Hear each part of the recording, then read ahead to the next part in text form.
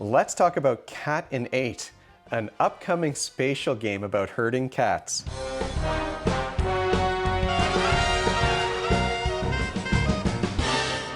Welcome to Brains on Games. I'm Dr. Brian McDonald. In this episode, we're going to talk about an upcoming spatial game that's hitting crowdfunding very soon. I will put a link to the campaign in the show notes below the video. This is a game that was sent to me a while back by the folks at Ghetti Games, and it's a game called Cat in 8. This is a game for between 2 and 6 players. You can't play with 5, but you can play with 6 people by playing on teams. It's a game that takes only about half an hour to play, and kids age 8 and up can figure out this game. Let's take a deeper look at Cat in 8 from Ghetti Games. Cat in 8 is a light game. It's not too complicated to figure this one out. And what you're trying to do to win this game is to place cats on this board. You're trying to get 8 cats in a row. As soon as that happens, horizontally, diagonally, vertically, then that's going to end the game right away if you manage to get 8 in a row. But if nobody gets 8 in a row, you're going to earn points based on the lengths of the lines that you can establish here on this board. So here I have a row of 3 cats because one space is free. So you can keep track of those points using these wooden point trackers. But Ghetti Games has also come out with an app that will allow you to keep score in Cat in 8 or any other game. So once players have decided their player color, well, you're going to deal out these tiles. So it can be at random. You might be trying to spread out the wildcard spaces so that they're not all grouped together. But they're these big, thick plastic tiles. They are divided in 4, and there's a raised line in between to keep all of those cats in place. And that's really important. You'll see once I tell you a little bit about how this game is played. Each player is going to have a hand of 3 cards, and you're just playing a card, and then you're putting one of your cat tokens on a space with a picture that matches that card. So this is like a cat tree, I guess, or a scratching post. And then you'd have to look around. Oh, there's more than one of these cat trees. Maybe you'd want to put your cat right here so that it's next to the free space, and that's going to save you a little bit of time. You play your cat, you draw your card.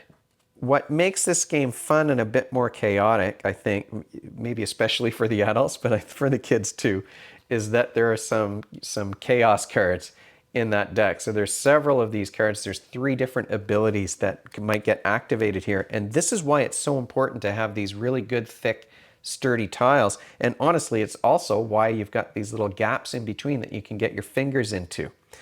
So one of those chaos cards is just a cat fight.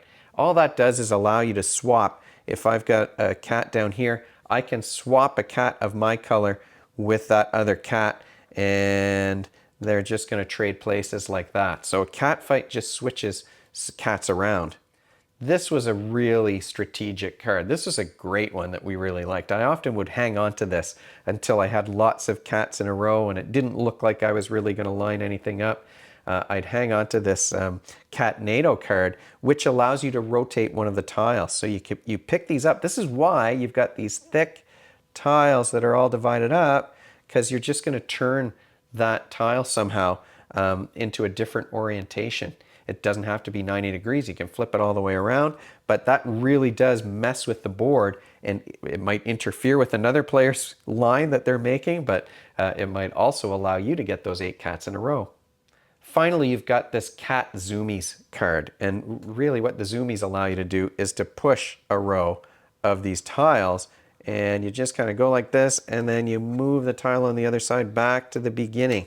Now you're keeping all of the cats just where they are, but you're moving things around here. So another card that really allows you to mess with the board. And now you can see by pushing that ahead, I've lined up these 2 free spaces, so that might allow me to kind of get a little bit closer, get some extra points by having longer lines of cats along the edge here. What skills, though, are you practicing when you play a game like Cat in 8? Well, it is a game, like you can see very clearly just from the pieces. This is a game. This is a visual spatial game. You're using your visual spatial problem solving skills. Each turn is a puzzle that you're going to be adding to based on one of these 3 cards in your hand. Do you want to save one of those special cards for later? Maybe you do, until it's save it until it's going to give you some real benefit. But it's a game where this board fills up quite quickly. If you've got 3 players or 3 teams placing cats on here. And those chaos cards really mess things up and change the layout of the board and force you to adapt your strategy on the fly. So you are doing some visual spatial reasoning or problem solving here when you play this game. Final thoughts though about Cat in 8. Well, we're talking about a game that has amazing components. I really like, just based on the way that these pieces have to move, this board is fantastic, and it's modular, so it's randomized every game, which gives you some replayability. You've got these great big cat tokens, and those are fun to manipulate too. Big wooden score trackers instead of cubes. You know, you've got pegs. It's like cribbage almost. Really, really great components and fun artwork. In fact, you know, the cats were my least favorite part of the artwork. I like the cat toys, the scratching post and the little toy mouse, and the artwork is fun as well. So you've got good components. You've got a fun, simple, light game that you can play with the kids. This is it's a good time when we're talking about a family game, and there's lots of interaction, whether you're blocking spaces or blocking lines or using those chaos cards to move pieces around or move tiles around on the board. It is really a great game to play with the family.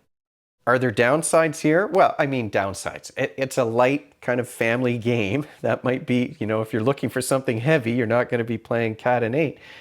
It's lighthearted as well. It's not super serious. I mean, the chaos cards might, for the younger kids, be a little frustrating if they're trying to make that row and then you mess with it somehow.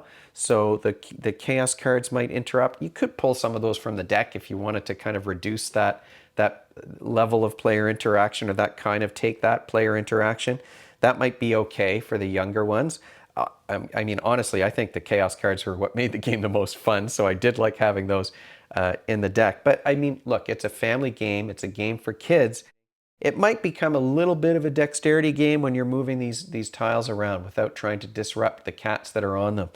I think that the pieces with the little finger holes on them make that a lot easier. The younger kids might have a little bit of a harder time keeping everything on them while they're picking them up and rotating them. But you know, I have no complaints about this game. It does exactly what it set out to do with fun art and great components. So thanks so much to Ghetti Games for letting me try this one. If you have any questions or comments about Cat in 8 or anything else to do with Brains on Games, you can of course leave them in the comment section below. Like I said, I'll put information about the campaign in the show notes below the video.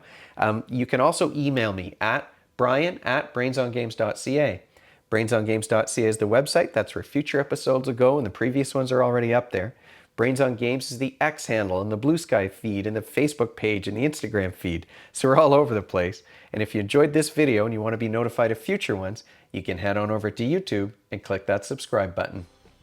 Thanks for joining me, and hopefully I'll see you next time.